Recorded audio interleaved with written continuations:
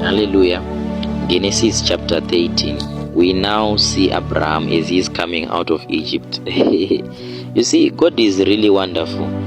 God took Abraham from his place of support, his place where he had everything. I want to believe that Abraham had an inheritance there, livestock and so on, but God took him out. All right.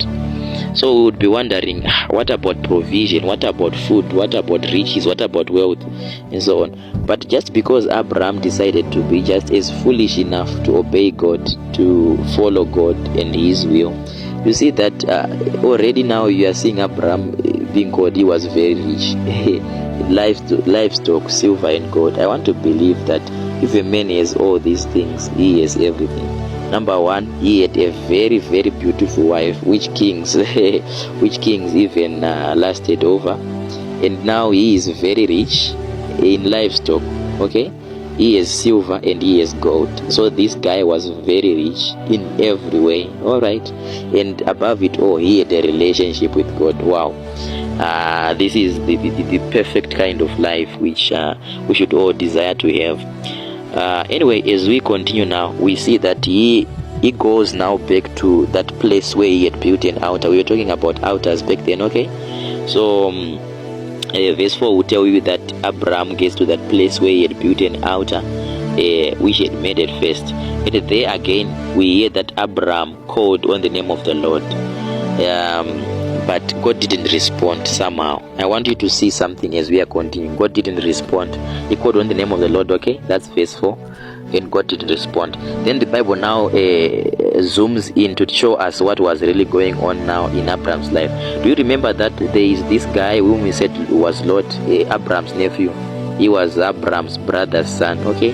So you now see that this Lot also, whom went with Abraham, had flocks and herds and tents. So he was also rich just because of the association which he had with what? With Abraham. So he was a wise man. He was a wise man. At least now he is wise. Okay. Then unfortunately there was some strife between the headmen of Abraham and Lot. Unfortunately, because of the riches which they now had, these guys, it's like they were now two nations, and these two nations couldn't survive in one land. Okay. So at the end we hear that Abraham resolved the issue and just told Lot, you see, let not your headmen and my headmen continue to fight. You and I, we are family. So let us just do it this way. Since this whole land is before us, why don't you now choose for yourself where you will go? If you say you want to go to the right, then I will go to the left, okay? So that we don't continue to keep this strife which is between your headman and my headman. We don't want to end up hating each other. That's what Abraham was saying. Then unfortunately, Lot was foolish here. We will be just honest with ourselves. He should have known that by now it's my association with this guy who had God, which has enabled me to be where I am today. So why don't I even ask him? He could have just asked, Father, why don't you choose for me? Since you hear God, he should have seen it by now that Abraham is always in contact with God. He doesn't do anything before hearing God. Anyway, Lord chose somewhere which was near Sodom and Gomorrah. At this time, it was near Sodom and Gomorrah where he went. But the next time we will hear of him, he was already in Sodom and Gomorrah. So please, whatever you associate with, I'm telling you, it will consume you. All right. So then Lot chose for himself that plain and went there, and they separated. Now the funny thing is that you hear as we now continue. Let's read verse 14 there. And the Lord said to Abraham, after Lot had separated from him. Let's stop from there. Why is it that God didn't respond when Abraham called to God in verse 4? But now in verse 14, God is responding to Abraham after Lot had separated from him.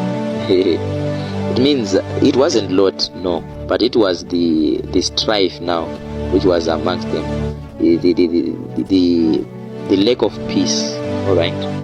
So yes, in life you should always make sure that everything which is around you is maintaining that peace, so that God is able to speak to you. Some of the times it's not like God is not saying.